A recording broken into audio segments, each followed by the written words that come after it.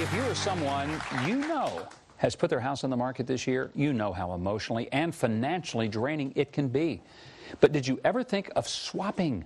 You know, you take somebody else's house and they take yours. Well, Belinda and Leonard Masters did it.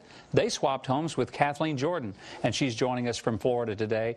And Belinda and Leonard are joining us here in studio. So great to have all of you guys here. Thank you. Let me start.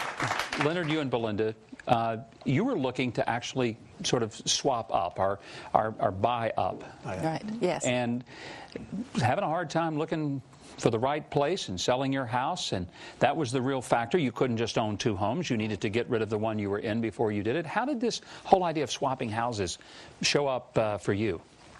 Well, we actually were riding to a store one day and saw a sign out from Prudential, said waterfront property, open house, and we said, hey, let's just stop and look. So we stopped and looked at it, and it actually had all the space in the right places that we were looking for.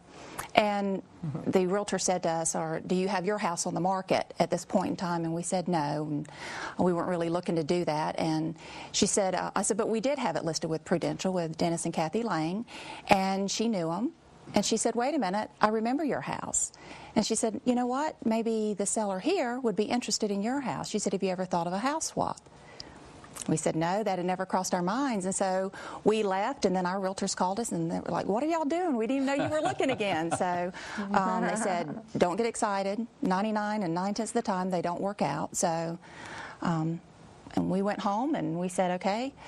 We prayed about it and said, okay, God, if you mean for us to have this house, it'll open up, it'll work out. And Kathy, I want to bring you into this because while they were going on their end of this situation, you were looking to downsize, right? Correct. Yes, I was. And so when someone ever approached you, I guess it was the realtor, and said, would you be interested in taking a look at the house that these folks have, what was your first reaction to that? Sure. I asked them, I asked Donna what kind of house it was, asked her what it looked like and stuff, but she said that they could send me a copy over the email.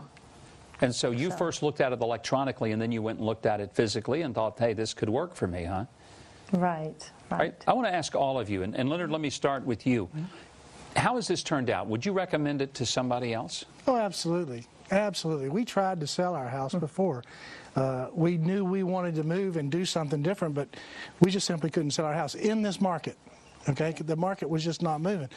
And we liked this other house so much, but as I was walking out, I just said, there's no sense in even going forward because we simply can't sell our house. And then the swap idea came up, and listen, it worked.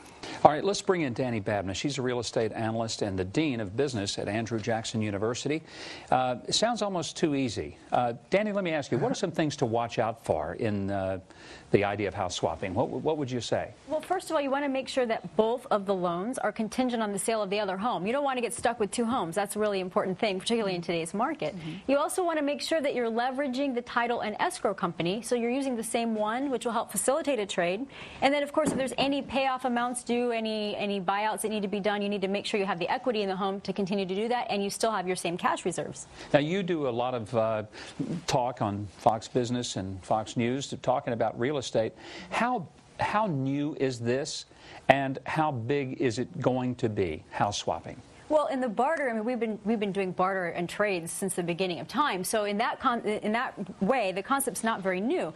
With respect to how this couple has done this is pretty new, and this is usually done on the internet, not done by open house. So, for example, onlinehouse-trading.com is a site that I recommend because they work with lenders and escrow companies. It's becoming much more popular. Numbers are not out there. The National Association of Realtors is not out there telling us how many people are doing this. But we know anecdotally about 20,000 homes were sold this way last year. And you don't even have to have found the homes in the way that you did. You can actually go online and post what you want, what you're looking for, and then have two people meet that way instead.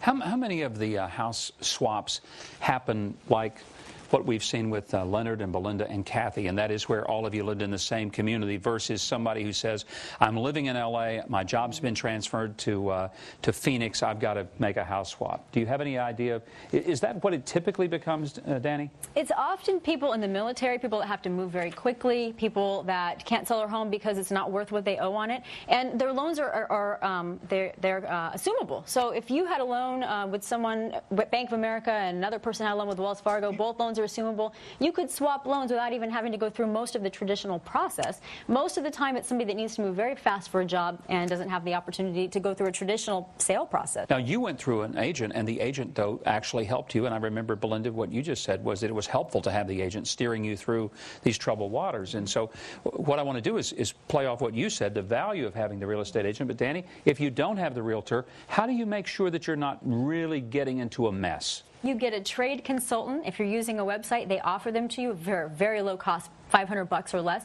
You could have title and escrow handle that part for you.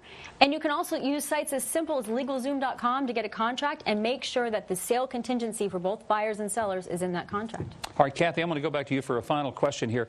Are you happy with the deal? Did it turn out like you wanted it to? Oh, very happy. Turned out better than I thought. Truly blessed. Well, I want you to know that house. Leonard and Belinda were very happy to hear that you liked their house, you know, and boy, they're bragging on the one they got. I was talking to them backstage, yes. So you can't have it back. I've already checked with them, and they love it a lot, and they're thrilled to death.